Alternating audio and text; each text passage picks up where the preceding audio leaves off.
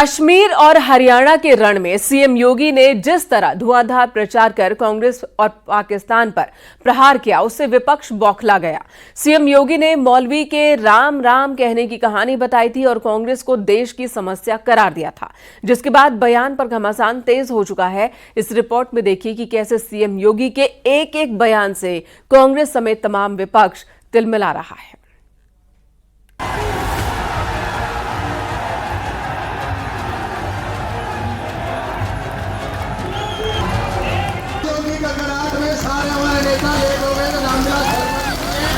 कश्मीर हो या हरियाणा, सीएम योगी हिंदुत्व और राष्ट्रवाद के एजेंडे को धार देने और हिंदुओं को लामबंद करने की रणनीति के तहत चुनावी राज्यों में प्रचार में जुटे हुए हैं।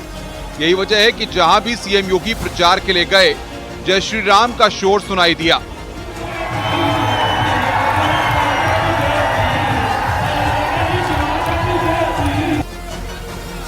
कश्मीर और हरियाणा के विधानसभा चुनाव के प्रचार में सीएम योगी ने आतंकवाद और पाकिस्तान के साथ साथ कांग्रेस पर भी प्रहार किया। उन्होंने कांग्रेस को समस्या करार दिया और बीजेपी को समस्या का समाधान। भ्रष्टाचार, परिवारवाद और भाई भतीजेवाद की दुष्प्रवृत्ति को फैलाने का रहा हो, ये सभी कांग्रेस की देन है। कांग्रेस देश की समस्या का नाम है और दूसरी ओर भारतीय जनता पार्टी समाधान है, समाधान। सीएम योगी के इस बयान पर कांग्रेस आग बबूला हो गई है। कांग्रेस नेता राशिद अल्वी ने पलटवार करते हुए कहा कि अगर आज कोई समस्या हो तो वो बीजेपी है। इसके अंदर आज अगर समस्याओं का कोई नाम है तो वो भारतीय जनता पार्टी है। योगी जी इतिहास पढ़ें। देश की आजादी में बंटवारे के वक्त कांग्रेस पार्टी ने देश को आजाद कराया था। जेलों में रहे थे, इस धरती के लिए लहू दिया था। आप लोग तो अंग्रेज के साथ खड़े थे। आप कैसे कह सकते हैं कि कांग्रेस पार्टी ने बंटवारा कराया है? राशिद अल्वी कुछ भी कहें, लेकिन सीएम योगी ने कश्मीर और हरियाणा दोनों जगह पर अपना काम कर दिया है। लोगों को बटेंगे तो कटेंगे का भी संदेश दिया और कश्मीर में मौलवी के राम राम कहने की कहानी भी बता दी। बहनों और भाइयों, आज कांग्रेस का ढांचा वैसे ही जर्जर हो चुका है जैसे अयोध्या में बाबरी ढांचा था। एक धक्का और दो, बाबरी ढांचे को तोड़ दो, ये नारा जब राम भक्तों ने लगाया था तो बाबरी ढांचा हमेशा के लिए ध्वस्त हो गया। जो ये लोग जाति की राजनीति करके आपको विभाजित करना चाहते हैं, मैंने कहा था ना कि बटोगे तो कटोगे, एक रहोगे तो नेक रहोगे। कोई माई का लाल आपका बाल बांका नहीं कर पाएगा। थोड़ी देर के बाद फिर आवाज आई कि योगी साहब राम राम। मैंने देखा तो वह एक मौलवी था। मैंने कभी मौलवी के मुंह से राम राम, तो मुझे लग गया, बहन और भाइयों, मुझे लग गया ये 370 धारा 370 समाप्त होने का प्रभाव है। सीएम योगी के बयान पर समाजवादी पार्टी का कहना है कि राम राम कहना त्रेता युग से चला आ रहा है, ये कोई बड़ी बात नहीं है। लेकिन बीजेपी का कहना है कि मोदी और योगी की वजह से ये मुमकिन हुआ है। इतिहास गवाह है कि जब जब सनातन धर्म में बंटवारा हुआ है, सनातन धर्म में जातियों में विभेद हुआ है, तब तब हम कमजोर हुए हैं। ये बात सत्य है। अगर बंटवारा नहीं हुआ होता तो किसी मुगल की हैसियत नहीं थी कि प्रभु राम के मंदिर को तोड़ देता। ये लड़ाई अब तेजी से आगे बढ़ेगी और ये आने वाले विधानसभा चुनाव तक क्रमशः धीरे धीरे और तीखी होती जाएगी। वास्तव में लोकसभा चुनाव के बाद योगी ने ये समझ लिया है कि हिंदुत्व के हथियार पर को लेकर के ज्यादा आक्रामक नहीं हुआ गया तो विपक्षी इसका फायदा उठा ले जाएंगे। हाल ही में जहां जहां चुनाव हुए, सीएम योगी ने राष्ट्रवाद और हिंदुत्व का संदेश घर घर तक पहुंचाया, राम मंदिर का जिक्र किया और हिंदुओं के एकजुट होने पर बल दिया। अब यही योगी का संदेश हरियाणा और कश्मीर में भी गूंज रहा है, जिस पर सियासत तेज हो गई है।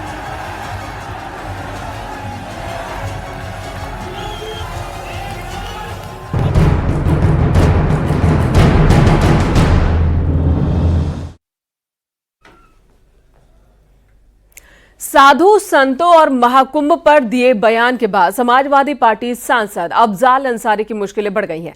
गाजीपुर में अफजाल अंसारी के खिलाफ एफआईआर दर्ज करवाई गई। इसके बावजूद भी साधु संतों का गुस्सा थमने का नाम नहीं ले रहा। देखिए ये मामला क्या है।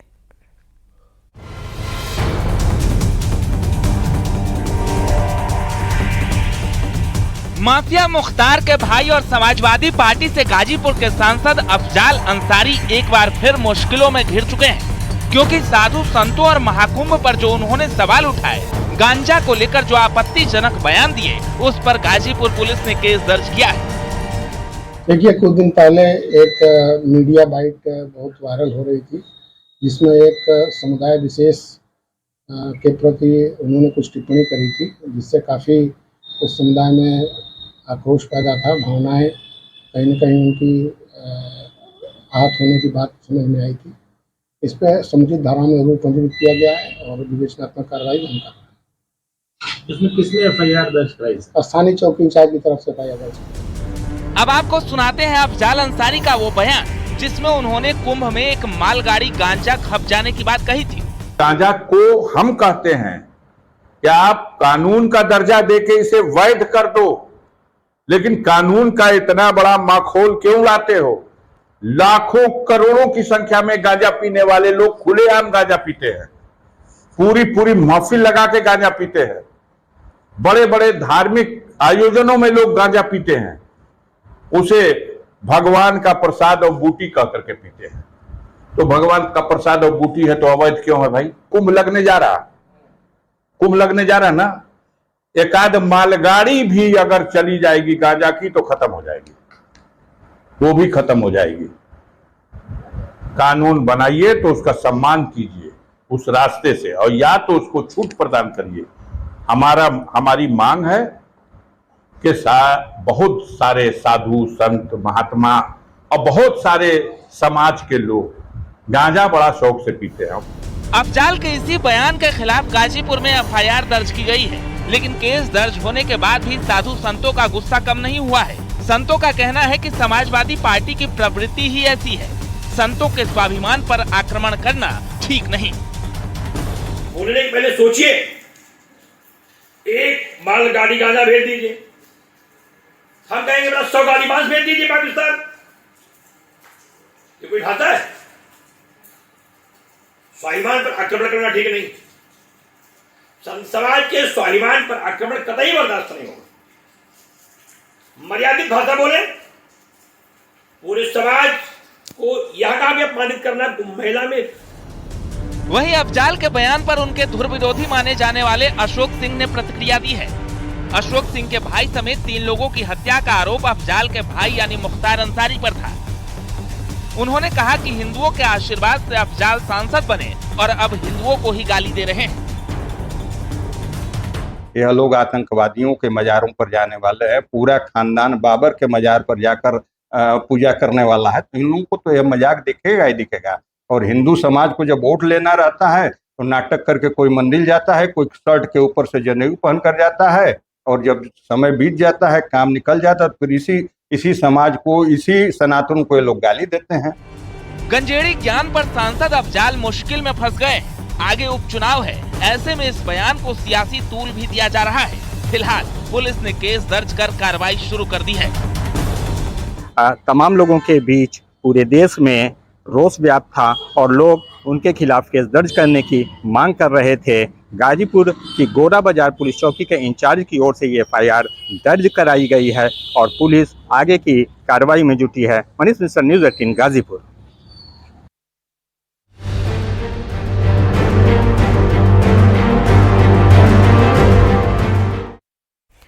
उपचुनाव से पहले बीजेपी कई विधायकों का समितियों में समायोजन कर रही है और इसके साथ दूसरी पार्टी से आने वाले बड़े नेताओं को भी बड़ी जिम्मेदारी देने की तैयारी है। माना जा रहा है कि बीजेपी उपचुनाव जीतने के लिए हर समीकरण साधने की तैयारी में है।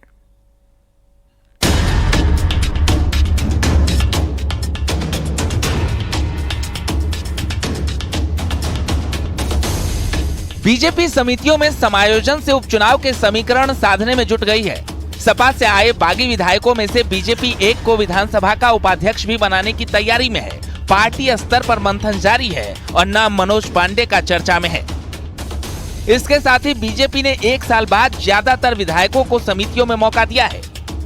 विधानसभा के कार्य करने का तरीका उसके समितियों के माध्यम से ही संपादित होता है। विभिन्न विभागों की और विभिन्न कार्यों के लिए अलग अलग समितियों का चयन होता है और इस समिति में विभिन्न राजनीतिक दलों के सदस्यों का अनुपातिक आधार पर प्रतिनिधित्व होता है। विधानसभा की अभी नई सदस्यों की सूची बनी है, जिस सूची में बहुमत होने के कारण भारतीय जनता पार्टी के सदस्यों की बड़ी संख्या है और वे इन समितियों के सभापति के रूप में भी अब आगे काम करेंगे। तराई के जिलों में सियासी समीकरण सेट करने के लिए उस क्षेत्र के बीजेपी के पुराने कार्यकर्ता और क्षत्रिय विधायक लोकेंद्र प्रताप सिंह को पंचायत राज समिति में जिम्मेदारी दी है। लोकेंद्र प्रताप सिंह को पंचायत राज समिति का सभापति बनाया गया है। मेजर सुनील द्विवेदी को विधानमंडल वित्तीय मामले के सभापति के साथ साथ सभापति सार्वजनिक उपक्रम एवं निगम संयुक्त समिति की भी जिम्मेदारी दी गई है। मेजर सुनील दत्त द्विवेदी बीजेपी के बड़े नेता रहे ब्रह्मदत्त द्विवेदी के बेटे हैं। ब्रह्मदत्त द्विवेदी बीजेपी के बड़े ब्राह्मण नेता माने जाते रहे। उन्होंने बीएसपी अध्यक्ष मायावती को गेस्ट हाउस कांड में बचाने का काम किया था। ब्रह्मदत्त द्विवेदी के परिवार का फर्रुखाबाद, इटावा, कन्नौज, औरैया और कानपुर में अच्छी पैठ है। इसके अलावा अमित अग्रवाल को सभापति प्राक्कलन समिति बनाया गया है। मनीष असीजा को सभापति स्थानीय निकायों के लेखा परीक्षा प्रतिवेदन जांच समिति बनाया गया है। श्रीराम चौहान को सभापति एससी, एसटी और विमुक्त जाति संबंधी समिति का बनाया गया है। नीलिमा कटियार को महिला एवं बाल विकास संबंधी समिति का सभापति बनाया गया है। कुल मिलाकर विधायकों का समायोजन कर बीजेपी आने वाले उपचुनाव में मजबूती के साथ उतरने की तैयारी में है। वहीं दूसरी तरफ अगर बात की जाए भारतीय जनता पार्टी की, तो भारतीय जनता पार्टी जल्द ही समाजवादी पार्टी के जो बागी विधायक हैं उनमें से किसी एक को विधानसभा का उपाध्यक्ष भी बना सकती है। हालांकि मनोज पांडे के नाम की चर्चा तेज है। कैमरामैन मनोज शाही के साथ संकेत मिश्रा, न्यूज़ 18 लखनऊ। आतंक के मुद्दे पर संयुक्त राष्ट्र में पाकिस्तान को दुनिया के सामने भारत ने साफ संदेश दिया है। भारत के विदेश मंत्री एस जयशंकर ने कहा कि भारत और पाकिस्तान के बीच समाधान तभी होगा जब पाकिस्तान पीओके को छोड़ देगा। जयशंकर ने पाकिस्तान को आतंक के मुद्दे पर भी जमकर घेरा। विदेश मंत्री एस जयशंकर ने चेताया कि सीमा पार आतंकवाद पर पाकिस्तान को परिणाम भुगतना ही होगा। Pakistan's cross-border terrorism policy will never succeed, and it can have no expectation of impunity. On the contrary, actions will certainly have consequences. The issue to be resolved between us is now only the vacation of illegally occupied Indian territory by Pakistan, and of course, the abandonment of Pakistan's long-standing attachment to terrorism. और इससे पहले पाकिस्तान के प्रधानमंत्री शहबाज शरीफ ने संयुक्त राष्ट्र के मंच पर पीओके का मुद्दा उठाया था और कहा था कि भारत के नेता बार बार कह रहे हैं कि पीओके को हासिल कर लेंगे। India has spurned Pakistan's proposals for a mutual strategic restraint regime.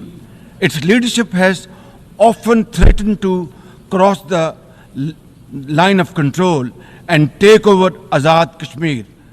Ladies and gentlemen, Mr. President, let me state in no uncertain terms that Pakistan will respond most decisively to any Indian aggression.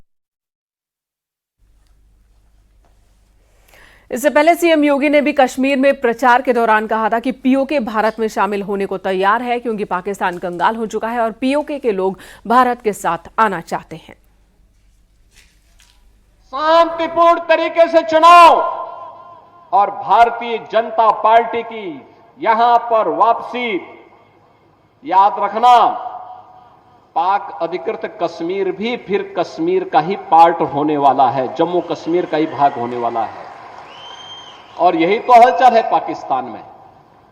वे अपने लोकतंत्र को बचा नहीं पाए, उनको अपने लोकतंत्र को बचाने के लिए मशक्कत करनी पड़ रही है। और मशक्कत करते करते आज पाकिस्तान इस स्थिति में पहुंच गया है कि वहां पे 1 किलो आटा के लिए भी लाले पड़ रहे हैं।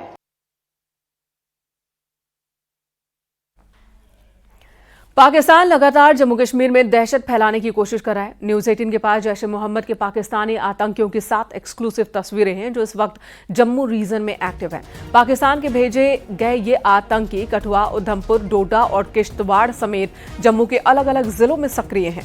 ये तस्वीरें आतंकियों ने खुद ली हैं और ये तस्वीरें उन्होंने जम्मू के ऊपरी इलाके में खींची है। सुरक्षा एजेंसियां लगातार इन आतंकियों को घेरने का काम कर रही हैं और उन्हें ठिकाने पर लगा रही हैं।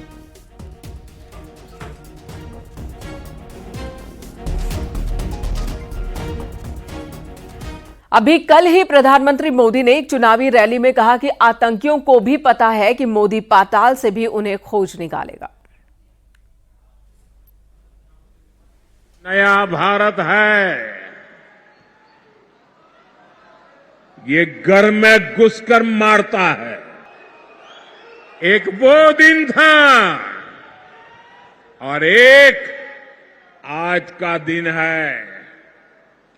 आतंक के आकाओं को पता है अगर कुछ भी हिमाकत की तो मोदी पाताल में भी उन्हें खोज निकालेगा।